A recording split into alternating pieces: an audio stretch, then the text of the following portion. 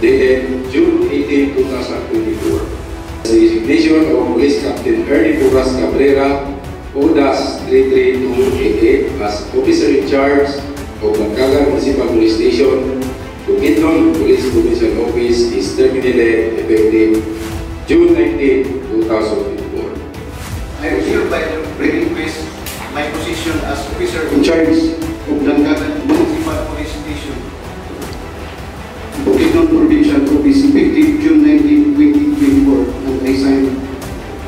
Pursuant to Special Order Number Parmo-2024-06-302, dated June 18, 2024, Police Major Benjamin Behuela Alvarez III, ODAS 26913, is designated as officer in charge of Langkagan Municipal Police Station, Bukidnon Police Provincial Office, effective June 19, 2024.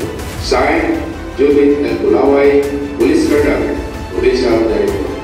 Assumption of office.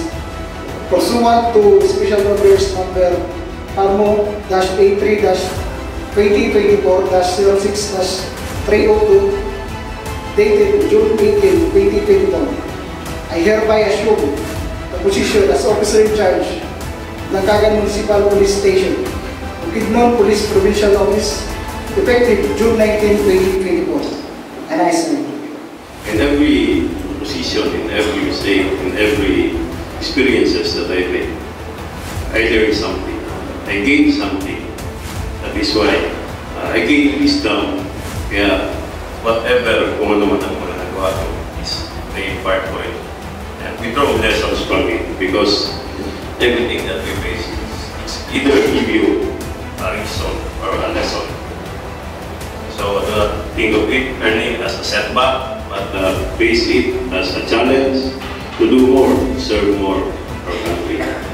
Making and giving you a chance to redeem yourself, you prove your mental what you are made of. Because I am expecting not only me, but the whole people of Langkagan and the Bukidnon, the whole country as well.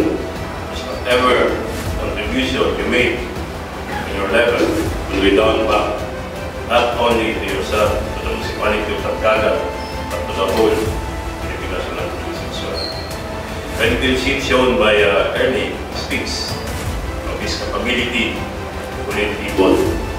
Ilang beses ko na ito nasabi sa mga turnover, loyalty is a consequence of leadership. Leadership is the touchstone of competence. So we internalize on that as leaders, leading our men in front.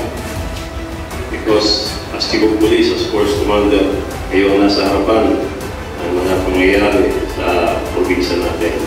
So just make sure that we do all things properly in accordance with the law and the observance of human rights. Because iba na ang sitwasyon ngayon. We have to do it properly, otherwise we will be facing something that hindi natin magugustuhan lahat.